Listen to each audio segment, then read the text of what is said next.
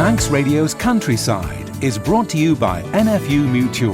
Hello and welcome to Countryside here on Manx Radio. I'm Simon Clark. And I'm Kirree Kermode. We take another look back at a really successful Royal Manx agricultural show. We find out the need for 4x4 machinery on farms and also take a look at the modernist tractors available. Plus, I talk polo with Fraser Houston. And then we speak to David Bellamy from the Manx Wildlife Trust. Well, Kirree, the show, we got all the judges, the presidents, the winners, the reserves on last week's programme.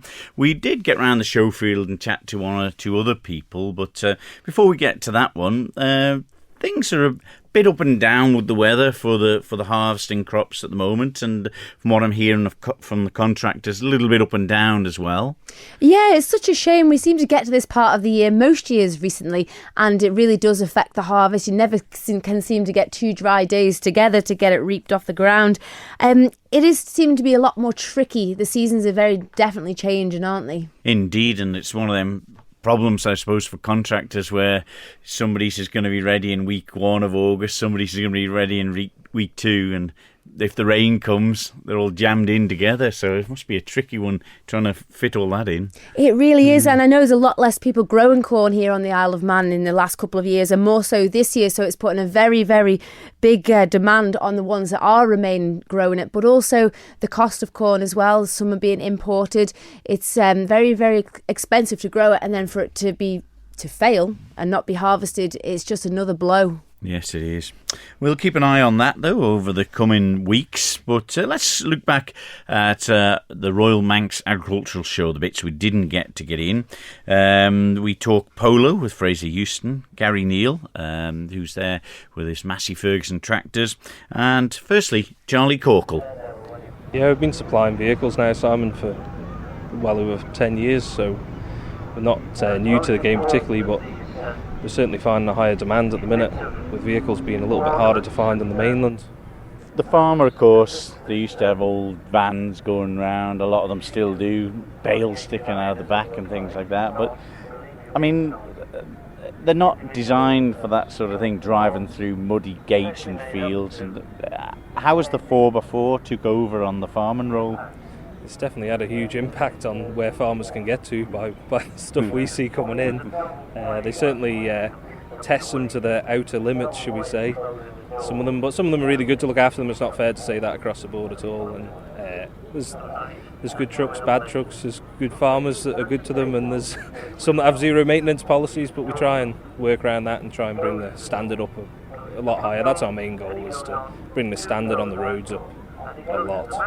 Yeah, but one of the things, I suppose, with the farming fraternity, we all know the people involved in agriculture, it's the time, they haven't got a lot of time to go to seek out on websites or at local garages to have a look at them, where they can get in touch and just have a chat, and you can source something for them that meets their requirements, is it? Yeah, well, we try and find... I'd like to think we have a good knowledge of what we're trying to sell, and I think it helps when fellas come on the stand and they say, and women as well, not just fellas, and say, I need a truck for this application, and we can say, well, this is the right towing capacity, or this has got the right tyres on it, or if they need it for something completely different, then we can also cater for that market, and it does help getting them exactly what they want at exactly the right price, which I think is imperative for anybody who's in business. Yeah, and the van, we mentioned 4x4s, but the van, part of it, a lot of people diversing into deliveries and things like that, and picking stuff up. Important part of it too. Yeah, and I think most farms will use a van alongside a truck. I think it works well, like you say, for deliveries. Simple things like moving bales. If it's wet outside, they need something that's big enough to handle it. They can get stuff in the back. And we supply a lot to other people as well. It's not just the farmers, but farming is still our core business, and that's what we enjoy, and that's where the crack is for us. We really enjoy it. Yeah, and repair things as well. And everyone wants to get in touch with you? Yeah, if anyone wants to get in touch, we do run a repair side of the business, and we also outsource it to other garages as well. If it's too much for us to handle, some of the bends can be a bit too bent to get back straight again. And the telephone number? 438-197 you can get us on, or email. So check out the Facebook page. We try and keep up to date with that as best we can, and that's the easiest form, or just give me a ring. That's simple, 438-197. Gary Neal from Baldrine Tractors. I wouldn't call these tractors. There's some monstrous pieces of machinery on display at the Royal Show. Yeah, as they are at the moment. Everything seems to be getting bigger all the time. Yeah, is that from demand from the customers or the manufacturers that are bringing newer ones out that are Both, bigger? I think, yeah. And what have we got here? We've got a class tractor with a round baler on? Round baler on the back of it, yeah. And what's... Class tractor's 165 horsepower. Yeah. Tyres on it fairly wide as well. Oh yeah, wide tyres on it, yeah. I mean, you never see a two-wheel drive tractor anymore. Are they all fours? Most of them are fours now, yeah. You can still get the two-wheel drives, but there's not many two-wheel drives coming now. Yeah. But they can do anything, can't they, these new tractors? The older generation will be familiar with a plough or a grubber or harrow on the back of them or something, or a baler. But you can put machinery on the front of these as well. Yes, the new ones now, you can get the front linkage from PTO, so you can have machines back and front. Yeah, I've seen them out with the mowers on them, where one's cutting from the front and the other one's cutting on the back. Yeah, it's incredible. And the one here, forage harvester, is that what you call these still? Yeah, it's the forage harvester. Yeah, the self-propelled forage harvesters now. Yeah. What sort of crops are these used to harvest? They're for doing like whole crop or grass. Right, for silage. Yeah. What about peas and things like that, or is that more the combine side of things? That's more the combine side, I think, but they will do it. Yeah. But they're fairly modern machineries. But that's what's... There's so many, I suppose, so few, I'd like to say, people doing it now, where it used to be the odd person cutting a bit of hay. Now it's mostly silage, and there's such a demand for contractors to make hay while the sun shines. These big machines can get a lot done. Oh, these can, yeah. You're looking at about 100 acres a day of these. Really, yeah. And it's so crucial for the farmer to get that, because they can get the quality. That's it, yeah. Get it in quicker and get the pits covered and better quality. Yeah. And what about other machinery that you've got available? Anything? Well, we're doing the Massey Fergusons as well, close to my heart when I was young, the old 35s. That's it, yeah. They've altered a bit from the 35s, but they've had a long history in the farming world, haven't they, from the very first ones? Yes, the Massey Fergusons have, yeah. And they still sort of close to your heart, are they as well? They are really, yeah. Yeah, started on the Fords fixing them, but it's Massey Ferguson they went to, the Fords were always reliable, though, weren't they, on the farms? They were, yeah. Basic, but... Yeah. It's just great to see a few going and a few down at the vintage thing as well. It brings back a lot of memories. Oh, yes, it's nice to see the old ones again. And must be a lot easier to work on than the old ones were, but you could get round them. No computers in there. No. But when you see them side by side, it's incredible to see where they've come to in 50 years or so. That's it, yeah. Oh, it's come a long way in 50 years. Even since I started, I never thought I'd be going around fixing tractors with a laptop. Really? Yeah. Strange jumping in the comfort of one to the other, though. There was no radios or nothing in the older ones. No, there was nothing in them. These got everything, sat navs and all sorts of things. Oh, they've got everything now, yeah. Everything you want is all on them. Right. Incredible pieces of machinery anyway, and an essential part of the modern farming world. Yeah, that's it. Well, Fraser Houston from the Triskelion Polo Club, you're just about to head in to do a display. How many years have you been going now with the polo? 7 years we've been operating on the Isle of Man here. So it's good to see. COVID's obviously not been helpful for us at all. But it's great to see that the club's still going strong. We're looking forward to growing in the future. We've got planning permission up at our grounds at Bellamy now for a 12 metre by 36 metre marquee. So we're hoping that we'll be doing more corporate events and wedding, have it available as wedding venue hire as well. So all heading in the right direction again now. Well, with the COVID, it's trampled a lot of sports, but you'd like to think that you could keep a bit of distance on a polo horse, could you? Well, it is actually a contact sport. Is it? Yeah, it's a full contact sport. So we it gets pretty close and personal at times with using your horse to push their horse out the way and stuff like that. So when you get that sort of aggression in different sports, whatever it is, do the polo horses get that after a bit of training? Absolutely, they do. Yeah, there's some horses. They all have their individual strengths and weaknesses. Some horses are very, very fast. Other ones are better on the stop and turn. And there certainly are a few of them that really enjoy the argy-bargy of it. Some of them unprompted will like to crash into the other one and shove it out the way. Is it quite a difficult horse? Obviously, you'd need a little bit of training how to ride a horse, how to turn it and stuff. Yeah, I mean, most of our players had never ridden before. They came and they booked a lesson or booked on one of our beginner days that we do. So it's the horses are great, and they are very well trained. It takes at least 3 years to fully make an educated polo pony. We've got some that are absolute pros. They know their job and they're good at looking after people. Will the horses see the ball and run for it themselves? Yes, they absolutely do. Yeah, there's a few of the older and wiser ones. There's occasions where you see if they've got a novice player. And someone will play a backhand shot and the horse will unprompted turn onto the line, and there's a few times they just not expected it, and they before they know it they're there at the ball, but they had no idea how they got there. There's a lot of history in polo, of course, from royalty and a lot of years ago that it was first a sport, but I mean it's got a uniqueness as well, because I think it's the only sport that you can't play left-handed. That's it, and that's because of the rules basically. So if you hit the ball, without wishing to get into too much detail, if you hit the ball, you then have a right of way up there, and it's basically to stop collisions. Because you don't want to be, if you've got your eyes down and looking at the ball and someone wanders across in front of you and you end up having a crash with two horses, especially the kind of speeds that we get around at, it's no fun for the riders or the horses. So it's all based around safety. That. Excellent stuff. We'll keep up the good work. We'll let you get in the ring. Yeah. And if anyone wants details or come and try it, they just contact. So they can contact Triskelion Polo Club. You can look us up on Facebook or Instagram.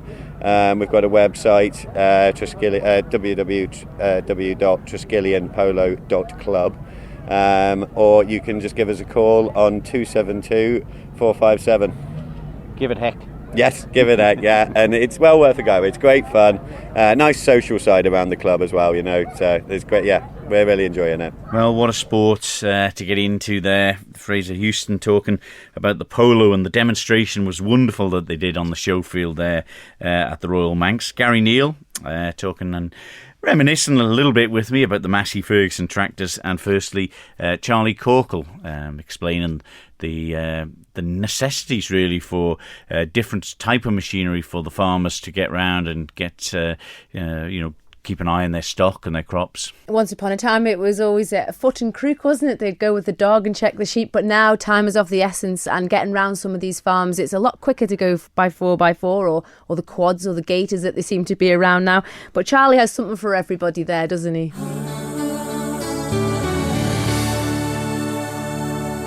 You're listening to Countryside here on Manx Radio with Kirree Kermode and myself, Simon Clark. I caught up with David Bellamy from the Manx Wildlife Trust, who is the new conservation officer, and seen how farmers are embracing the new changes. Kirree, it's been a really busy time. Of course, all the farming community now know that the Manx Wildlife Trust have been chosen by government to be the delivery partner for the new Agri-Environment Scheme. So we were at both shows to put our message across and to let the farmers know more about the scheme and how it's being delivered.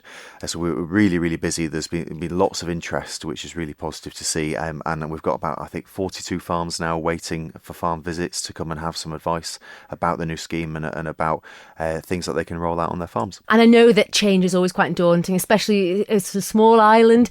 It's one of those places where slowly things will adapt. They've done it for generations, and now taking the land and maybe not using it for production of food as such, they find it is quite fearful. But it's really important to outline that this scheme is not about rewilding at all. It's not about removing good agricultural land from agriculture. It's about lots of really, really little wind. So we're talking about field corners, we're talking about along river banks, we're talking about unproductive areas, perhaps in the uplands. If we can get lots of little changes across the whole Isle of Man, 88% of the Isle of Man is agriculture. We've got 341 active farms, so little positive increases in wildlife habitat across the Isle of Man will have huge benefits without impacting on food production. And it's rewarding financially, importantly, farmers for that role they play. With the findings, obviously, from the show, it's very new. How do you see farmers getting involved? Where do they start? We're coming into the winter months now. What can they do to get prepared or get on board? The scheme formally started on the 1st of April, so any actions that a farmer have taken on their land that benefit wildlife since the 1st of April is eligible for a grant under this scheme. And there are some really easy things to do there. But importantly, there are lots of things, and talking to most farmers, there are one or two little things they've always wanted to do on their farm and they've never got round to it, or they've never had the money or the time, but now they're being incentivised to do that. So a great example is farm dubs, the typical Manx farmland pond.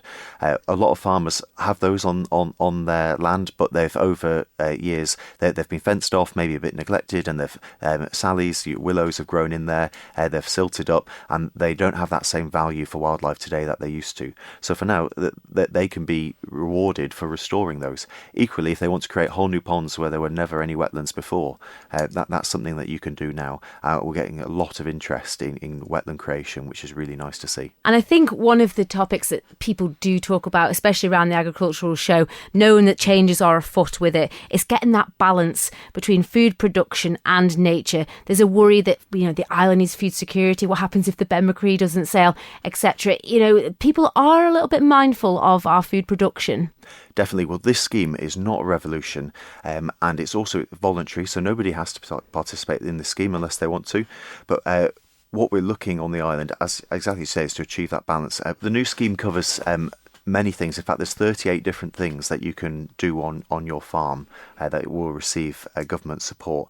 The most obvious of which is tree planting, and lots of farmers are interested in that. And it's not to lose vital agricultural land; it's to plant up those little corners of fields that are probably rough and covered in weeds, regardless. A really exciting thing that lots of people are interested in is wetland creation.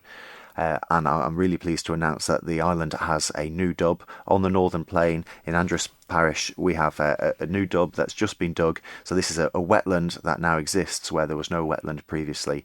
What we've done is we've monitored the site beforehand, and we'll be looking to monitor it over the following years to see what species of invertebrate, maybe frogs, what plants, what wetland plants arrive, and what dragonflies and damselflies are welcomed back into this little area that was unproductive to the farm, and that has now received support to create this vital habitat. So really exciting. But not only that, there's something for all types of farms. So you can create new hedges, whether they're the thorny hedges, bringing back loads of birds in winters to eat on the berries, or whether they're more traditional Manx sod banks. Not only that, if you're on an arable land, you can just almost take a step back to a more nature-friendly approach. So leave winter stubbles, go back to traditional spring cropping. Potentially, if it fits in with your farm business plan, go organic. All of those things now will receive government support. We're very keen to focus on cleaning our water, so removing agriculture a little bit back away from watercourses and not storing manure or slurry or feeding animals right on the banks of rivers. All welcomes support. And then we are also trying to conserve our soil, so planting winter cover crops so that soil is not exposed in periods of heavy rain will also benefit, as will growing plants that will fix nitrogen, so essentially self-fertilise the soil while providing some amazing forage for our animals. I think that's one thing we're lucky with here. We have such a mix of farming. Lots of people do grow the rape and the kales through the winter. So these things, like you say, people are already doing in their farming enterprises can just maybe reach out, speak to you, David, and the Wildlife Trust, or even DEFRA, and actually see what they're already doing, what can benefit. Absolutely, and some things are so simple. One of the great benefits of growing out to Manx farms is people are telling me the wildlife that they see, and it's amazing how many people see barn owls around the Isle of Man, which are a really difficult thing to see. We've only got an estimated 10 breeding pairs left on the Isle of Man. But it's such an easy thing to erect barn owls in established, nice, quiet, cosy barns. So usually the furthest one away from the farmhouse and the busy farm areas. It's such a simple thing to do. It's eligible under this new scheme. And hopefully in years to come, if we just provide more habitat for owls especially, then we'll start to see the numbers increasing next time species-specific reviews are done. And I think this is something the island should be very proud of. Obviously, the island has achieved the UNESCO Biosphere status. It's one of the highest awards in the world. There's so many positives on this island. There really are, and I'm really pleased that we're finally rewarding farmers for the key role that they play in looking after our wildlife and really importantly on our landscape. And this scheme is now changing perhaps in a very small way, the focus of farming from not just being about producing food, which of course we need and will increasingly need in the future, but also looking to make things like looking after wildlife, making sure our air and our water are clean, and maintaining and enhancing our landscape as being key outputs of farming that are now making economic sense. The scheme is still in its early days, so we've in many ways both ourselves and DEFRA are finding our feet with it. Some of the initial feedback I've had is, of course, at this time of year, farmers are really busy people, and those who are desperate to get as much as they can out of the scheme and really make their farms as wildlife friendly as they can, have realised that there's quite a paperwork burden that comes with it. We are absolutely looking at ways we can improve that and make it as simple as possible to join the scheme. What I say is, please don't let that put you off. I will provide any farmer with all the help and guidance and support that they need, and you've got until the 31st of March to join this scheme for this scheme year, but please join nice and early. My email address is david@mwt.im, MWT for Manx Wildlife Trust. So please drop me a line. I'll come out to your farm. I'll help you through all the paperwork, and you've got to be in this scheme to reap the benefits from it. Absolutely, there is a bit of paperwork, and it's important because it's public funds at the end of the day, so they have to be fully accounted for. We've had loads of application forms in so far, and I'm really looking forward to all the farmers on the Isle of Man joining the scheme. That was a very enthusiastic David Bellamy from the Manx Wildlife Trust. Yes, important. When you look at a lot of the election campaigns that are going ahead, Kirree, there's lots talking about climate change and environmental things, isn't there? It is definitely. It's coming, like it or not. Absolutely. It has to have that balance, and it is always hard to change. But if some of the farms can just maybe have a little bit at the side for the conservation, for the wildlife, it's just so important. And like David says, it's not taken away from the production of the land, but just working in harmony. All right, well, that's it for this week's programme, and we're going to take 3-4 weeks off, Kirree, to get ourselves organised. We've got a couple of events coming up when we come back on. Of course, the Andreas Root Show, or the Andreas Produce Show, will be on. It's moving to a new date. It's on a Saturday the 25th of September. Doors open at 1 p.m. So that's the Andreas Produce Show or Root Show. So put a note in your diary for that. And also an open day at the Isle of Man Goats. Yes, just before that, the Super Manx Bank Holiday. So next week, Sunday the 29th and Monday the 30th. So that's Sunday and Monday of the Manx Bank Holiday at Isle of Man Goats. They're having a farm open day. All proceeds in aid of Hospice Isle of Man.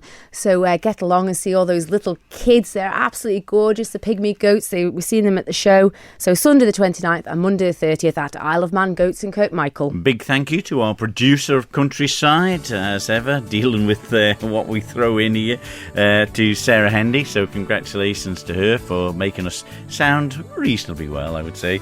And if you've missed any of the episodes, they're all available on Manx Radio's website on the Listen Again, where you can download the podcasts if you want to hear all the interviews in full. So from me, Kirree Kermode, for the time being, and me, Simon Clark. That's wonderful. So until the next series, from me, Simon Clark, and me, Kirree Kermode. We'll see you then. Ta-da. Bye-bye.